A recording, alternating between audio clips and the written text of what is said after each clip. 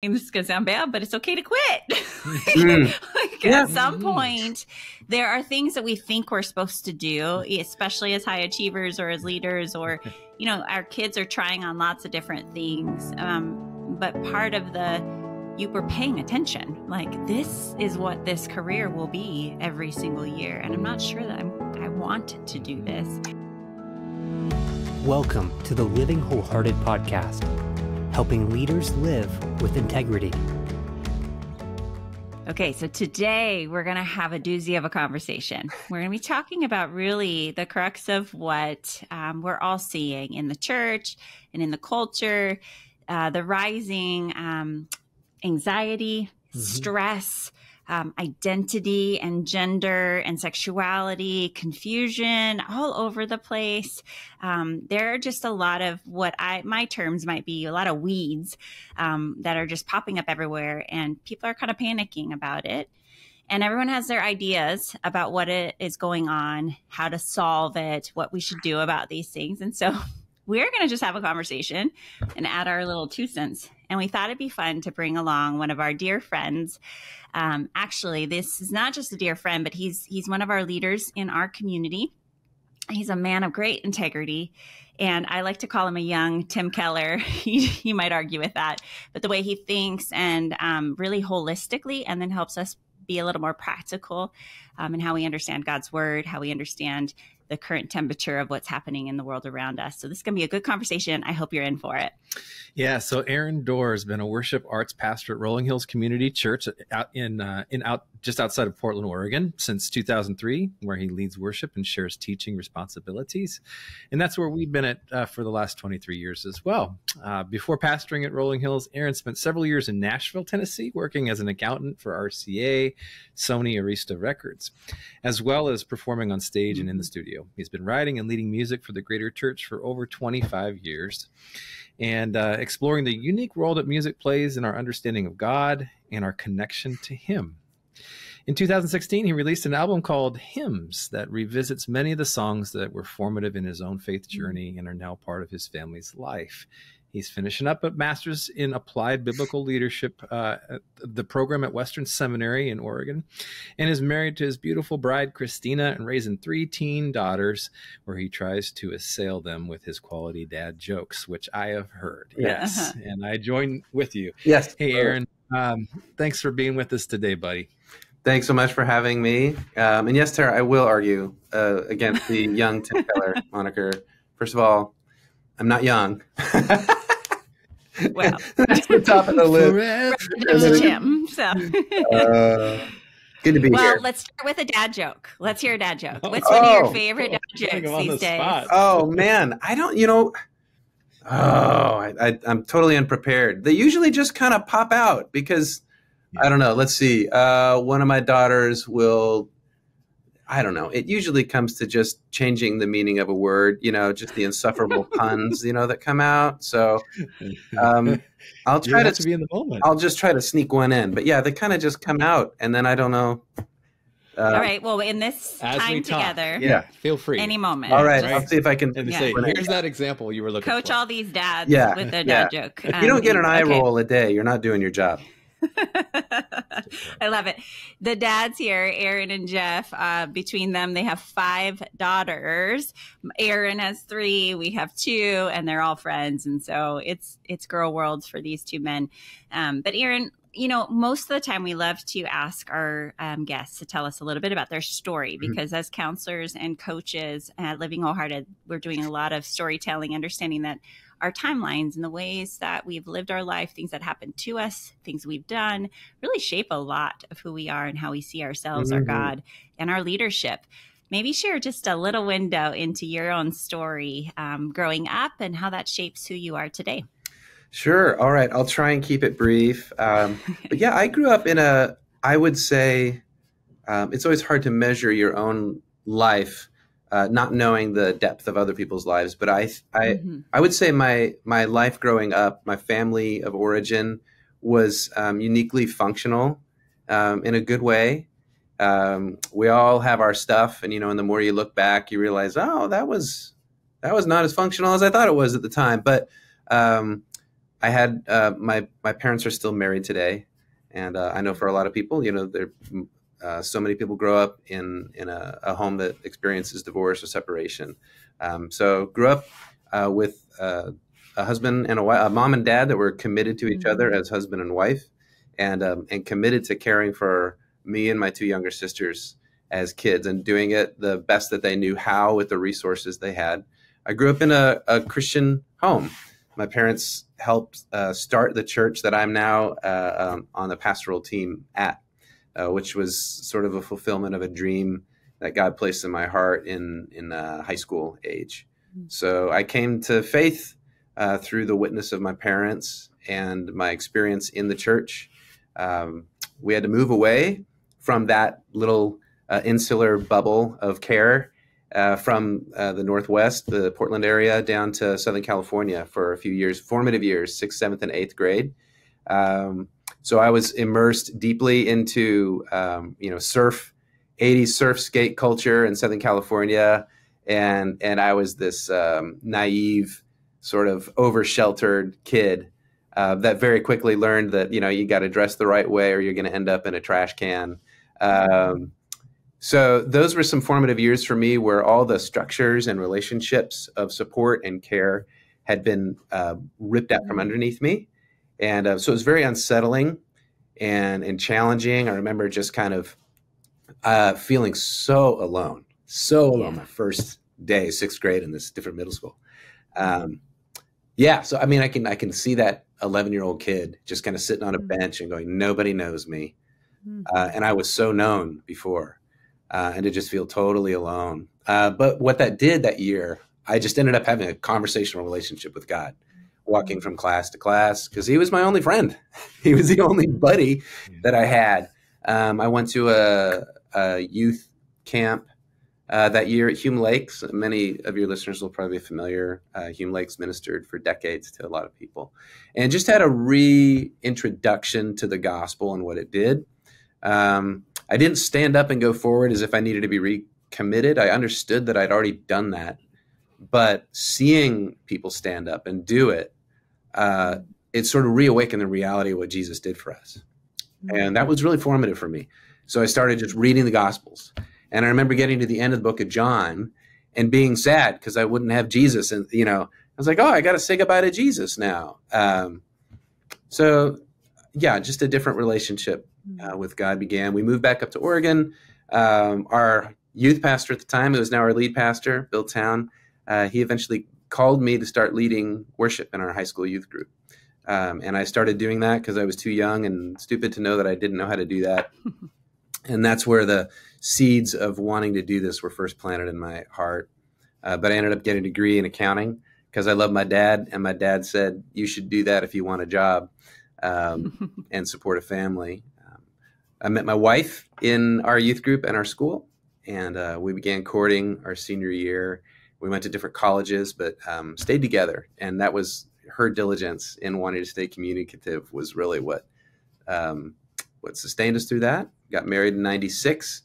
We moved to Nashville, stayed there for 3 years, and we were able to kind of put down roots together, establish our life together as a couple, and got heavily involved in a church out there that we loved, and then moved back in 2001 and did 2 years of public accounting and hated it. I had a nervous breakdown after the second busy season where I actually forgot how to drive home. I just had to pull over.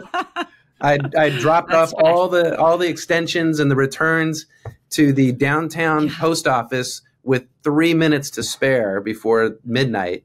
And if I hadn't, it would have cost clients thousands and thousands of dollars. Yeah. And I think the pressure of that day and the intensity of it, it just kind of fried my neurons. And I started trying to drive home, and I got stuck in a loop on 405. And I pulled over and I called Christina. I was like, I don't know how to go home, and I don't think I can do this anymore. I quit. Yeah. Drama is in the body. That is amazing. Stress will do that. I love that story here. Thank you for that. So my dad, who was really formative for me, took me out to lunch after that and just said, you don't have to do this for me or anybody else. In fact, I think you got to email the church and see if they need help in the worship ministry. And I did. And lo and behold, they had just submitted to the elders a desire to start a position there called music director. I was hired into that position in the summer of 2003, and I've been there ever since. Yeah, your faithfulness has been part of a really beautiful piece to our community. Mm-hmm. It's rare to see people stick it out and have so much history. And that's, I think, people today, one of the issues we might talk about is just the transient way that people live. So that consistency is beautiful in your story. The other cool part that I hear, Aaron, is just that it's okay. I mean, this is going to sound bad, but it's okay to quit. At some point, there are things that we think we're supposed to do, especially as high achievers or as leaders, or, our kids are trying on lots of different things. But part of we're paying attention. Like, this is what this career will be every single year. And I'm not sure that I want to do this. Right. And I love that about our God. I love that about healthy leaders, is that we get to choose. Choices, yeah. And we get choices. And unhealthy says we're stuck and we don't get to choose. And there's seasons where we feel more stuck than others. But I love that part of your story. And in the end, everyone got to benefit from these other giftings that God has given you in shepherding and in worship leading and in your theology, which is what we're going to talk about today. Yeah. And I love your parents here and the way that you speak of them. It's realistic and it's beautiful and it's honoring, and we know them. So Aaron, all right. So we got you as a pastor, an aspiring theologian. I mean, this guy is incredibly gifted as a musician as well, and a bright mind. You're a dad of teen daughters, so speak to us of what you're seeing of the most critical issues that culture is facing today. Today, and why? Why is the culture facing these issues? Yeah, solve all of that for us. Yeah, sure. I think the big crisis. No surprise, the big crisis is just a chronic, debilitating anxiety that everybody's facing, but it is particularly impacting on teens, young people. And I don't have any research to back this up, but I imagine that it is impacting teen girls more than teen guys. And that may just be that I think girls are, as they develop, I think they're just more self-aware of how they're feeling earlier than guys are. And I think because of the way we approach the pond that we swim in, that we grow up in, and that we're kind of immersed in through relationships, our social media feeds, pop culture, our literature, kind of the stories that we believe, they really they impress upon people that you are responsible for discovering and creating, constructing your identity and publicly performing it in a way that receives affirmation and validation from the world around you. So we've moved as a society in the West from the world being an immovable thing that you have to align your life to in order to survive, which, before the Enlightenment and in the Industrial Revolution, I mean, that's really how you saw the world. The sun comes when it comes, plague comes when it comes, drought and flood. Those are things you have no control over. And if you want to survive, you have to be in a community and you have to align yourself to those unchangeable things in order to just survive. And in some way, and so you find your meaning and your identity in that contribution to a community that is, submitted to an unchanging world that's sometimes hostile. And that in itself is kind of stifling and crushing. And some of the really good things about the Enlightenment and the Industrial Revolution was that we were freed from being so subject to these unchanging, harsh realities of the world. And I think there's a beauty in that, and that there is a picture in the garden of, God giving the humans the mandate to rule and subdue and to spread his goodness. So there's good there. But what we've tried to take that good, that kind of program of God's without God's presence. And so now we relate to the world as if it is a thing to be shaped and molded to our own desire. We have lights. So when it's dark, we don't have to stop working anymore. You can turn on the lights. There's just, example after example where the way we relate to the world now is that it is a thing to be changed to our desire. And what we find, though, is that we can't do that. And so we're filled with anxiety because we are trying to control people's perception of us. And so our identities have become brands. And so our existence, our ability to be known and be liked and loved and accepted is essentially how effective is your self-marketing. And that's so stressful. It's crushing. So we've deified our own sense of self, and we're terrible gods. We're the most oppressive. We're terrible gods. You'd think that would be the most freeing thing in the world, but we are the most crushing, most oppressive self-gods that we can create. And so for a 12-year-old girl to have that placed on them, you are a god. You must be the one who determines your world. And it sounds empowering, but it's it's like sticking a boulder on the back of somebody and saying, look how I've empowered you. This is your boulder now to carry. Isn't that wonderful? Now go make something of yourself. All by yourself. Even as you were describing it, I was just feeling the weight, the load. I mean, it was just as you were just describing that initially, and it is no wonder why it's impacting undeveloped brains the way it is in bodies, hearts, minds, souls, and their relationships. And it's what's the antidote here? What square us up right there in between the eyes. Wait. Jeff's builder wants to go to solutions. Yeah, let's find it. Let's get right there. I still want to hang in the problem. We will unpack the problem, but I just got to say, let's bring a glimpse of hope here. I think we can. Yes. I think we can answer both those questions at the same time. All right, innovator. I'm always in the win-win. Watch this guy work. Here he goes. Win-win or no deal, Wawanda.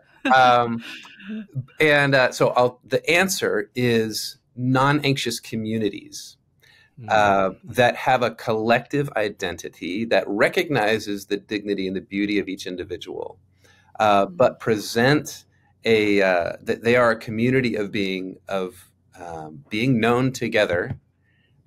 Where your identity is not based on your own ability to market yourself, but in confession and openness, where your ability to be secure in being known and loved and accepted is not in your ability to shape your own identity, but in your recognition that you receive it from God as not just an individual identity, but one that is joined together with others as a people of God. I think it comes in swimming in a new pond, breathing new air over time that releases people from this, an existence that requires you to publicly perform your identity and receive, that's the solution. We have to have alternative outposts of the kingdom of God that exemplify his joy, resilient joy. When people live in that environment, that's what reshapes, a fully embodied recognition of the gospel, rather than it being disjointed, and they're learning about what the gospel might mean and do. But their embodied life is within a community that still requires them to turn themselves into a brand. So it's in community, because the problem is that our embodied lives are lived in we're swimming in a pond that's polluted.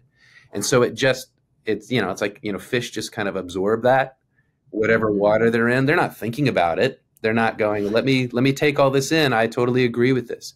But we take it in. We take it in through the things we watch, the music we listen to, the books we read, the relationships we form.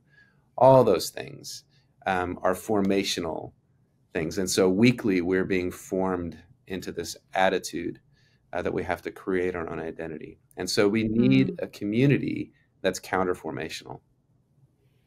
Community it's being called to that is so contrary to our Western individualization and the little idols that are actually bigger than little, that we have about independence and isolation, and the crushing weight of what you were describing creates isolation because it takes risks to actually have community, to be seen, to be known, other than by what we do to perform.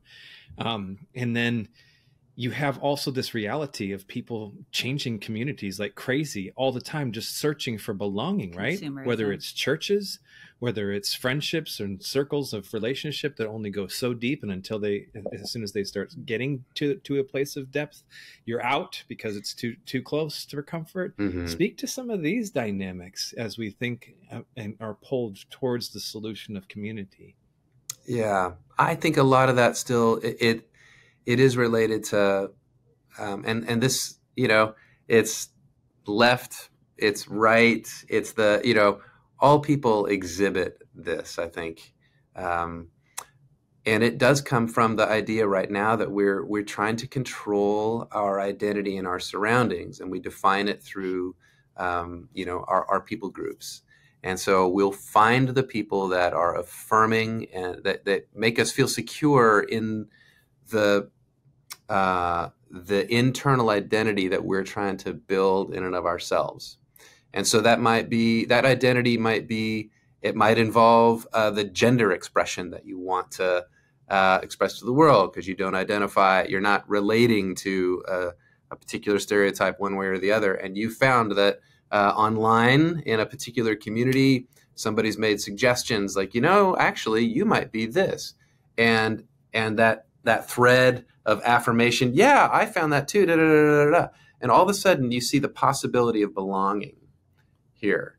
And it's resonating with some sort of moment or feeling that you've had. And you align that desire with that community, and that's where you want to be. But now you belong to that community, and if that community shifts, either they're betraying you or you're betraying them, and it's time to bounce and find a new one. It could be a political identity. It's we need stronger borders, and we need to be thinking about, we got to protect, who we are, and we've lost what we were, and we need to get back to that. And that happens online or in an in-person community. And you find, hey, my church isn't talking about the right candidate and the right issues, and we need to be talking about that, or, our country's at threat. And, this church is talking about that all the time, and that's the most important thing. And that's what I believe, and that's what I feel deep in my core. That's who I am. So I'm going to go to that community, and I'm going to be in that community. And I'll leave whatever relationships I had, because they are a threat to my identity and who I am, and what I've determined is the core of who I am. So it's very right wing, it's very left wing, it's all over the place. But it does. It's a human issue. It is a human issue, absolutely. And so when we put it as a human issue, I think often I find myself saying, like, there's nothing new under the sun. The issues that we're seeing, the weeds that are popping up, they've been around since the beginning. And when we kind of I hear you talking identity, us choosing, do we trust God to say who we are and the people around us to help us see that? Or are we going to define it? And that feels like a boulder on our back, and it's heavy. Go back to Genesis, kind of explain the genesis of the struggle with identity. Give us kind of a foundation, because I do know that a lot of our listeners, claim to be Christians, followers of Jesus, maybe know the word, maybe they teach the word, they're pastors or leaders, but a lot of people are on a spiritual journey. Some of them really don't have due north with Jesus. Maybe, Jesus is one of their people they follow. So I just want to make it clear of where did this start in the garden? Unpack that story for us. It started in Genesis 3. With the question, did God really say? That's the crux of it. The serpent comes to Eve and asks a question. And it's not a question about God's power. It's just a question of his character. Did he really say that? And that's the decision there was a decision to try and take God's program and plan and take it for ourselves. His program, his plan, without his presence, to assume knowledge and wisdom for our own and to define for ourselves what is good, true, beautiful, and right. And that began the fall. And you see it continue all the way through Genesis 11 with the Tower of Babel, where the key phrase there is, let us make a name for ourselves. And that was it's the antithesis of what God said to do in Genesis 1, which is, I will make you in my likeness. So you are an image bearer of me. And wherever you go, you bear my name. That was the idea. And by the time you get to Genesis 11, it's let's make a name for ourselves. And that's what we're faced with today is I have to make a name for myself. I have to be remembered. I have to be known. And there's a desire for that, but God wanted that through him. And we've extracted him from that. Eve saw that it was good and she took it. And so the sin pattern is see and take. And you see that throughout the Bible, see and take. It's so good. I think one of the ways that I've been trying to meet that need, seeing that need, I saw that need day in, day out in my counseling office for years. And now in my executive coaching, it doesn't matter what kind of brand, what kind of being known we have, what kind of name we have, it's still there. Yes. Because it's not met until we're really known with his presence, going back to the genesis of what we're made for. But also one of the ways I've been trying to help with that is helping parents, through Courageous Girls or through coaching and in counseling, but helping parents start to fill that bucket in children. Mm-hmm. Children see their mom and dad as their God in a way. And you talked about your faith coming to fruition from your parents, which is beautiful. And not that everybody has that, but being able to see our children as the apple of our eye. And not in a way that goes, oh, that was so cute, I'm going to post it on Instagram today and share it with the world. But that intimacy that happens between a mom and a daughter or a dad and a son or where you go, I see you. And that is good. And I'm delighting in you. And then that discovery as humans start to grow and their brains develop, they can see outside of themselves. They're not so egocentric. And I sometimes wonder if we've gotten stuck in those earlier developmental years, if we haven't had anybody spend time really seeing us and knowing us. So these intentional communities, I'm kind of connecting it full circle with these intentional communities help us grow up. Yes. They help us mature so then we can see others and we're not spending our whole life saying, see me, see me, see me. I don't know. What do you think about that? Am I making it too complex? No. I think you're absolutely, and you're trying to bring it down to the ground of like, hey, we're raising kids and we're doing life, and so okay, it's fine to talk theology and like philosophy, but what you're talking about is so right down to the ground of like we want to be seen and we want to be known, and we're supposed to be. We are the designated agents of God on the earth to do that. So the trick is how do you let people know that God sees them through the way that you see them, but have them not worship you or depend on you, right? Yeah, because we know that as people we're going to let each other down. Like my parents are wonderful, but if there's things that they've done that have disappointed me. There's things I've done that has disappointed my kids. And if they're being known or being seen or being recognized as a child of God is entirely dependent on how I treat them, then I've become a God and I will let them down. So working, I think you do this so well. You just talk about modeling vulnerability and being honest, confessing to one another. I had to write a paper about how to deal with this. And I think confession is the practice of confession is going to be really critical, because confession is terrible marketing. And there's so much about, how we're forming our identity that is really just overlaid with brand marketing. And I think the idea of just keeping a healthy, appropriate rhythm of confession within relationships is going to help us keep each other from turning each other into gods, or our, creating worshipers of ourselves.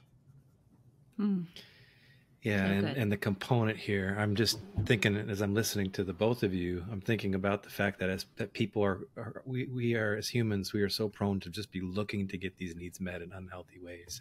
We would prefer healthy, and we think we're hoping that the next community that we're trying is going to be healthy. So it's not to shame anybody in this, No. but we're longing for this. We're wired to seek this. We were designed to seek this, and that's where the pastor's heart that you have, that we've got here, is just to help connect people to that in a healthy way.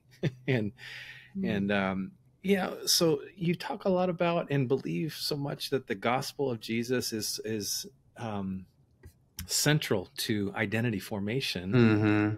Let's vamp on that for a little bit here. I mean, what about Jesus? What about his presence? What about his message helps us to square up properly with the identity that he's given to us, and that we live out in community in relationships? I think for us to, if we recognize ourselves, I mean, the gospel is that we're more sinful than we ever imagined, but more loved than we ever hoped. And I think we have to hold both of those things. And a big part of that is our identity. If we recognize ourselves as whole persons, body and soul, created by God in his image, then we can at least approach our life knowing that God has placed, just by the very nature of how we are made, that's laid out in Genesis 1 and 2, that there's an undeniable care and intent and dignity in our lives because of the care and intent God placed in the way we were created. We're not incidental. We're not accidental. We're made with loving craftsmanship care for a particular purpose. So there's this dignity there. Genesis 3, though, then tells us that within this dignity, it has been marred, and we all carry within ourselves a fatal disease of sin. If we can recognize both of those things about our identity, then we will know that we need to be saved, and that we can only be saved by Jesus. Without those things, we end up either the parable of the two sons, a self-salvation project of either self-indulgence or self-righteousness. And both of those are enemies of the gospel. They're trying to recreate and redefine your life apart from the Father. So that's where that simply put a good definition of sin, a redefinition of who we are apart from the Father. Yes, absolutely. Who we are. Yeah. What's good, what's true, what's beautiful, what's right. Sin is defining those for yourself. And and defining yourself apart from the Father. So that parable of the prodigal son, it's really the parable of the two sons. Most of the material in the parable is about the son who goes away and disowns his father and tries to discover his life through self-indulgence, and then gets to rock bottom, and he's coming back with his confession plan, and he identifies the father as an employer. That's his plan. Mm-hmm. And before he gets it out, the father calls him a son. Yeah. So father goes out to that son, throws a party. So that's his identity, son of God. Then you've got the self-righteous older brother, and he's not in the party. He's out there in the field, and the father goes out to him, same as he goes out to the other son. It's like, hey, everything I have is yours. Come on in. And the older son defines himself as an employee. I've done all the stuff for you. And the parable ends on a cliffhanger. because he's talking to the Pharisees. He's like, hey, I'm trying to invite you into the party, and you're still relating to God as if you're an employee. Mm-hmm. And but come on in, because I'd like to celebrate with you. So that's why identity is key to the gospel. We're always going to be leaning to try and define ourselves outside of the love of the Father and being known by Him. And we're either going to find our life through self-indulgence or find it through self-righteousness and performance. And neither of those are the gospel, and neither of them need Jesus. Wow, that's powerful. It really simplifies it for us too when we think about which one do I wrestle with the most. Yeah. Maybe both at times, or yes. we can see parts of that in our story. Yes. Yeah. And I think it's a question for all of us of, what's been the identity I've been falsely trying to put on myself, live mm-hmm. by, brand, to be seen. And then what is God offering? Right. And it's that identity as son or daughter. Yeah. Come on into the party. Yeah. All I have is yours. And we'll work on your stuff. Yes. Yes. He's not as hung up on that part. I'm God after all. I can handle all your stuff. Yep. Yeah. Yep. And everybody else's too at the same time. Yeah. Yep. It seems so simple. Why aren't we getting it, Aaron? Oh, I know. I wrestle with it all the time. I would like this week. I was like hung up on. I mispronounced a word or something like that, and I was just all hung up on like that. I didn't do my job well. And I'm like, what are people thinking of me? Like, man, okay, God, why am I so hung up on this? This is so crazy that I'm like trying to manipulate how people perceive me. And at the end of the day, it's not up to me. Well, I wanna go down a road and with this foundation in place, apply this thinking to the conversation around gender and sexuality, LGBTQ plus conversation, and whether we're talking about our sexual orientation or our sexual identity. There are so many conversations happening right now. So what would be your take, and how would you approach the conversation, Aaron? Yeah. There's a really long, kind of nerdy book by a guy named Carl Trueman called The Rise and Triumph of the Modern Self. And he traces kind of Western thought from early Enlightenment, sort of search inside yourself for kind of the true self. He traces it all the way up to where we can hear the statement, I am a man trapped in a woman's body, and have it make sense to us. Or have it not be a shocking statement, where that would have been a shocking statement, a couple hundred years ago, and would be a shocking statement in different parts of the world today. Without getting super nerdy about it, it's really the convergence of what we've been talking about, where we swim in a pond, we breathe the air, and we don't know that it's there, but we live in a world where our understanding of how we form ourselves comes from the frontier of our world is not out there anymore. It's not the West. It's not space, the final frontier. Our frontier of discovery is inward. And so for us to know truth, we have to go inside. And so that's kind of the pond that we swim in, is that we have to go into ourselves, and that's the frontier of inner life, and then create our own identity. At the same time that's happened, the reason it's become sexual is there's been through Freud and other thinkers, the common thinking is in the West is that our core identity as humans is essentially a sexual identity. And through the triumph of just kind of erotic thought, even just, Playboy and Hustler and different magazines, and the triumph of eroticism as the apex of human expression, essentially. And that's why the idea of constructing your identity, merging with a worldview that says your most important human expression is sexual expression. And fulfillment. And fulfillment. So those two have come to where this is now. So the frontier of discovering your identity and expressing your humanity is the the tip of that spear is to discover how to be in entire control of your sexual expression and identity. And because we have a frontier mindset, it's let's explore what's the next thing. How can I be known and seen as unique, but also accepted within a community of others who share my same uniqueness? That's why we have this, like, it's this contrary thing where we see people really being unique, but they're being unique together. And so they look and talk the same. Exactly. Yeah. Belonging. Right. And so that's really where it is. And so that's where, but it really comes back down to a desire to be known and seen.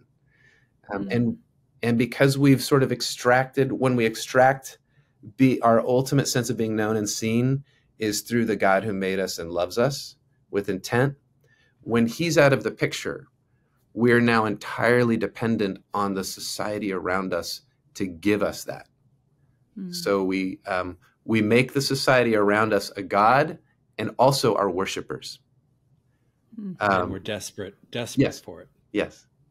So I think the litmus test for if your identity is and being known is found in the right place, which would be God, is could you maintain that identity if you lived on a desert island and never had any interaction with anybody for the rest of your life?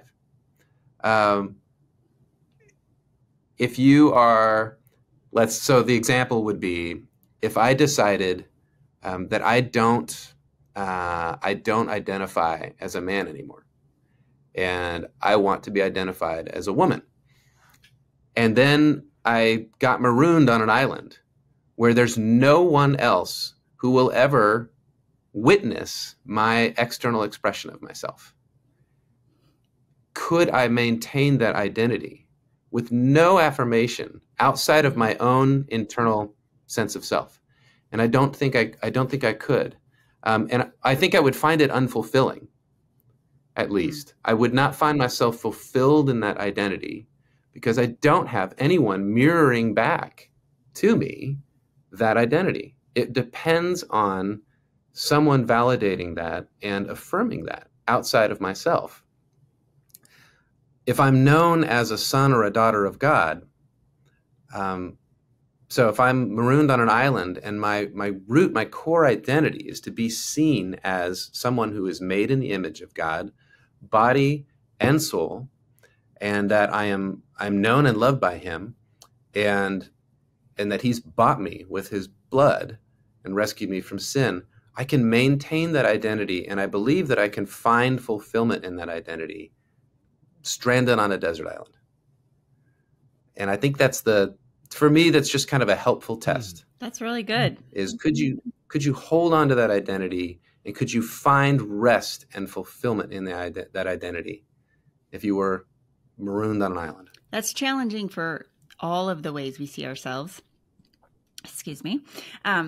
Because I think about it, I'm like, if I just saw myself as a counselor and I'm stranded on an island, I have nobody to counsel except myself. Right. Counseling the crabs. Yeah. So, I mean, it kind of, again, in terms of how often our identity will be in what we do or what we could produce, what others will think and applaud, right? Right. So that's really a good litmus test just across the board of the things that we... Yeah. And I would say where it breaks down is that's a starting point. We have to then bring that identity into community. Okay.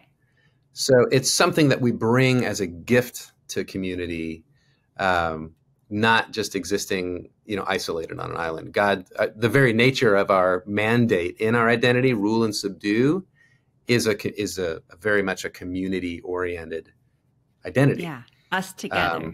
But yes, and then you have the whole metaphor of the body of Christ, and exactly. Not one part greater than the other, only one head, Jesus himself. Yeah. I want to ask another question, but I do too. So you go first. This is going to take this a totally different direction, though. So go ahead. You finish, and then I'll go a different direction. Okay, Aaron, do you have time for 2 more questions? Okay. Yeah. We're having time with Aaron, answering all our live questions. Okay, so going back to the community idea, over the years, Jeff and I have been in pastoral church ministry, we've been parachurch ministry, we've been in business. We've been in nonprofit. There's lots of different ways. The word koinonia was really popular when we were being discipled, and we tried to live in an intentional community. We all bought houses and lived near each other. Sounded like a commune, but it was very intentional at the time. But community is a word that gets thrown out in the church, and everyone says, yes, we're to live in community. And yet we are so stinking lonely, Aaron. And Christians, I'm so excited when I meet a believer, a follower of Jesus, who actually intentionally has a community of people that know them in all of their raw, without their masks. And I'm just like, hallelujah, that's really rare. Speak to that. If you had just one or two words of wisdom to say, as a church, what do we need to grow in? Because we love the idea, we get it, but we're not really doing it. Man, and I've had, fits and starts with where I feel like I'm really intentional in community. And then, Christina and I will be like, man, like, where's our community? Where are we? Dietrich Bonhoeffer, his, Life Together book is really, I had a recent read of that. And it's kind of humbled me and told me to kind of pump the brakes a little bit on like trying to, construct and like force this community. Because he says, beware the wish fulfillment, the wish dream of community, that, the ones whose their dream is community will destroy it. So I think that there's not a lot of application there other than just like, other than to just like pump the brakes when you like read a book or see something that just exemplifies, this is it. And then we go after that. And all of a sudden we've turned the means of our identity in Christ as a community that gets close to him. That's the new idol. Idols are usually really good things that we make the ultimate thing. But how do you authentically model it? Availability is probably the most important part of it, I think. Availability and humility. And that's probably the hardest part, is just being available. We're so busy that trying to be available to say yes to the invite, and then to be present when you're available and not be kind of, capturing and cataloging the moment for later, but just being present in the moment. That reminds me, we should take a picture so we could put this. Yeah. Stop. I'm kidding, but that's the real part. Jerry Seinfeld, Seinfeld riffs on that. He's like, nobody wants to be where they are. They just want to be where they've been. And they're taking pictures. And they don't even look up. It's coming out, man. It's coming out. I love it. Right. I knew it. So I think just starting small with availability and being present and being humble, and then pray and trust that God is going to build community if you're willing to be available for it and present within it, and trust that he will do that. Good word.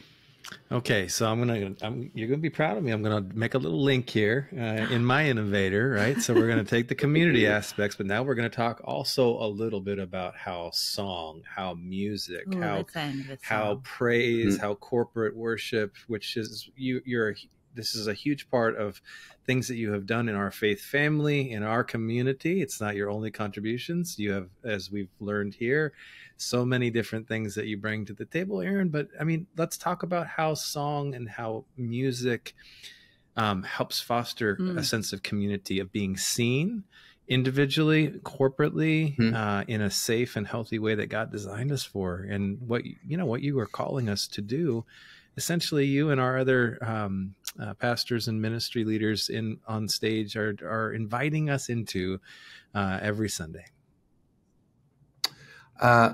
Thank you. I love that. Well, I think that it is a great connection, Jeff. This is Uber innovator moment. Yes, I did it. Let's do this. Here's a couple of pictures that I think exemplify how song and community and identity all meet together. Think Olympics, when somebody wins the gold and they stand on a pedestal, and the national anthem is played for that country.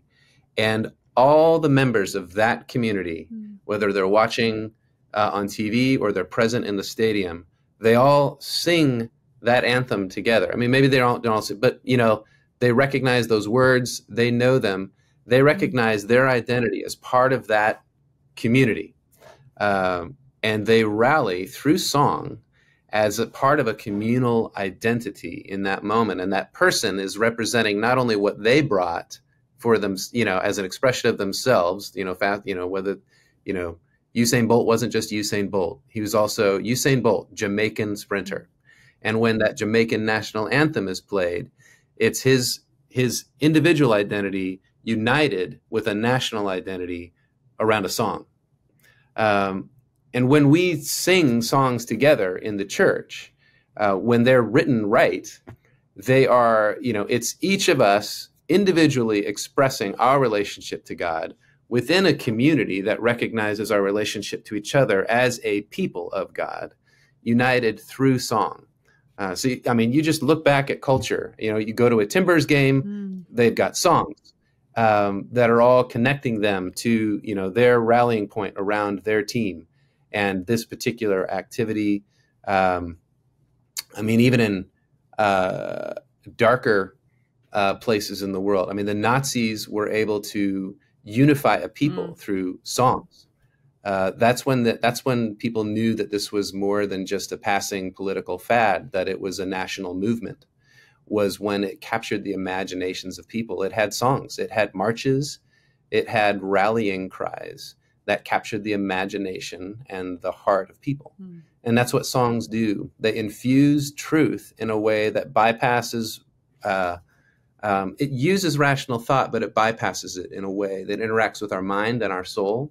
It captures our imagination in a way that reframes the stories we believe about ourselves and our world, and it changes how we live. So God made music before he made humans. Job 38:3 says that. So he's made us wired in such a way that music is intended to help us to learn more, worship him, and identify ourselves as part of his people. So music's a really powerful, beautiful tool, but it also means that we ingest it passively. And so anytime you're listening to a song, you're paying tuition. Just remember that your Spotify playlist is a syllabus, and you are so you're ingesting truth in a way that will embed itself in your life differently than if you were reading an essay. When you read an essay or a book, your brain is interacting with that information in a way where you're deciding whether you agree with it or not. When you're singing a song, it's just all going in. It's all going in, and it's sitting there somewhere. And then it comes out later and you don't realize it. So that's convicting. You can be ingesting untruths as well, right? And and it's the same principle, so that's where the power of it is, something to be sober about, to be aware. And we tell our kids, and it's not that you have to, it's a little bit like what you eat, just you monitor your diet. It's like, look, it's okay. Have some Skittles. Fine. They're not going to hurt you. But if you eat Skittles for a month, you're going to feel lousy. It's not poison, but it is junk food, and it is going to affect you. And music is that way. There's some music that is poison. And I would just say, don't get near it. It's poison. But there's a lot of music that's just like, it's fine, but it's junk food. So just like, step back every once in a while and like look at your diet of music. Like, what am I putting into me? Have I had too many Skittles? And then have I had some good stuff? Because if I don't have enough good stuff, like I'm malnourished. So just treat music like food and make sure you're nourishing yourself well. Don't get legalistic about it. Don't freak out, but just, be wise. It's a part of the community. It's a part of who we're inviting in to the pool or the pond or whatever analogy we've been using. The air we're breathing. An old Yeah. I mean, church denominations were often, they were defined by their theology, but they would have a hymnal. There'd be a Methodist hymnal, a Baptist hymnal, a Lutheran hymnal.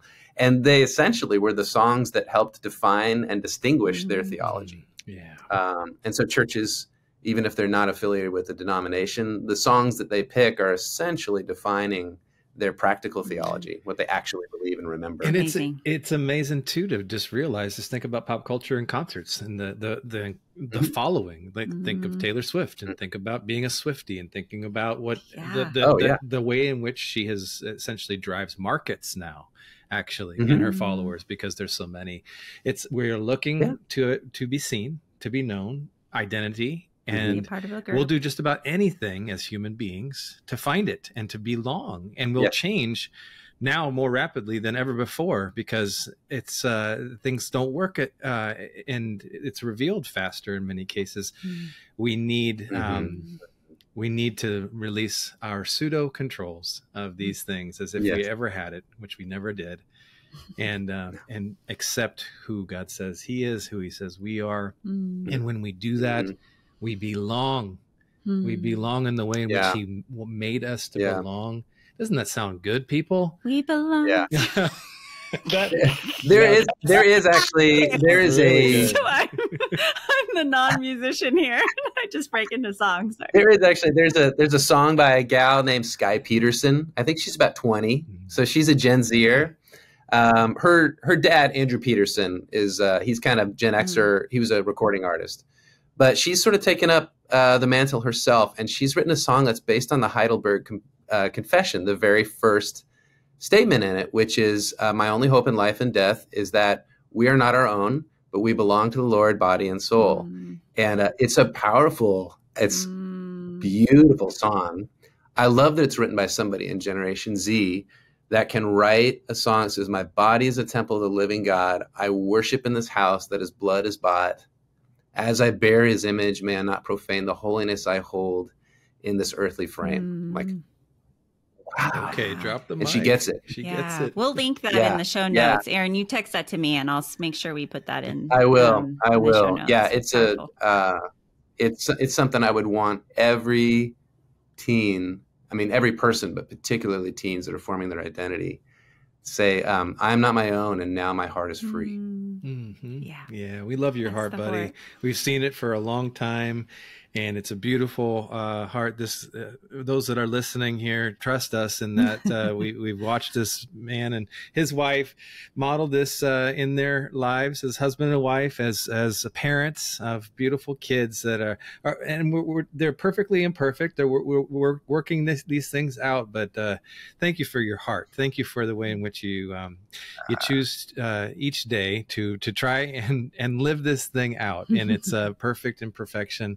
We're right there with you, and you are part of our community, which I just want to say we thank you. Thank you for being our friends and who see us and who have been there over time. And we hope that we have been the same for you. And it's a privilege and an honor, and it really is making all the difference in the world to have friends and brothers and sisters in Christ like yourselves. Yeah. Thanks, you guys. Well, thank you for sharing all your wisdom, Aaron. We'd love to have you back at another point, but we have used our hour to go all over the place. Tell our listeners where they can maybe find some more of your music or find you on social with your brand. No, I'm kidding. Right. Yeah, I'm pretty Luddite about social media, but my hymns album, and I do have another song, maybe one other song that's just sitting out on Spotify and Apple Music, and it's just called Aaron Dorr Hymns. Apparently people that are preparing to meet God like it. That's the most popular listening base. Is actually people have said, they're on hospice and they love listening to this. So anyway, you meant that as sorry, I laughed. That's incredible. Yeah, no, it is funny. I thought you were cracking a joke. No, it is. I was cracking a joke, but it's also kind of it's cool. It's cool to know that helps people. So that's it. I have a website, but I haven't done anything with it in about 4 years. So I don't know if it's worth going to, but it's doorjams.com, DOERRSJAMS.com. Well, I do love the way you do in it. Why I call you a theologian is just when you write music, you're very intentional about what you're saying. You said it earlier, when it's written well or written the right way.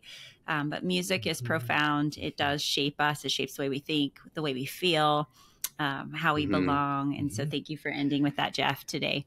Yeah, and you can also find him at Rolling Hills Community Church in Tualatin, Oregon, where we all go, and many songs that you've written and co-written with others for the church, and that haven't been mentioned, that are beautiful expressions of what you just described. So, yeah. Thank you for your gifts, Thanks, Aaron. And if you, thank you. We love having you. We'll have as many of the resources that Aaron referenced today in the show notes. We'll try to do our homework there for you. But if you are interested and want to just learn more about what we're up to, you can go to livingwholehearted.com and join our monthly newsletter. And we're just providing you with ongoing resources to help you grow in your walk with God, yourself, with others, continuing to become the leader that you would follow. So we're grateful to have you. Hope that you're enjoying this. And if you enjoyed this conversation, make sure you share it with someone else. Tag someone, forward it, tell them we're on YouTube, whatever you can do to share. We're just trying to connect and to help people really find their sense of self and a greater grounding in their identity. Because honestly, we started with the problem, anxiety, confusion, stress. Those are the weeds. The roots are getting back down to who am I? And who does God say he is? Who does he say I am? And we're here to help you in that journey. So thank you for joining us along the way. Well, did you know that we're not just podcasters? One of the best ways to connect with Tara and I and our whole team at Living Wholehearted is our website, livingwholehearted.com. There you're going to find the books that we've written, our e-courses, executive coaching, organizational development, and professional counseling services. And then one of our favorite things that we're up to these days, our Wholehearted Leadership Cohorts, where we take groups of leaders for 1 to 2 year journeys together. It's amazing. While you're there, for fresh content, make sure that you sign up for our e-newsletter. That's where we're putting out stuff every month that you want to keep close with. So visit livingwholehearted.com. You can also join us on socials at living_wholehearted on Instagram, and we are Living Wholehearted on Facebook. You can also follow me at Tara Matson on Instagram. We love to engage with you personally there, so make sure you reach out. Leave us a review if you're enjoying this podcast. Hey, thank you for caring about being the kind of person and leader that lives with integrity.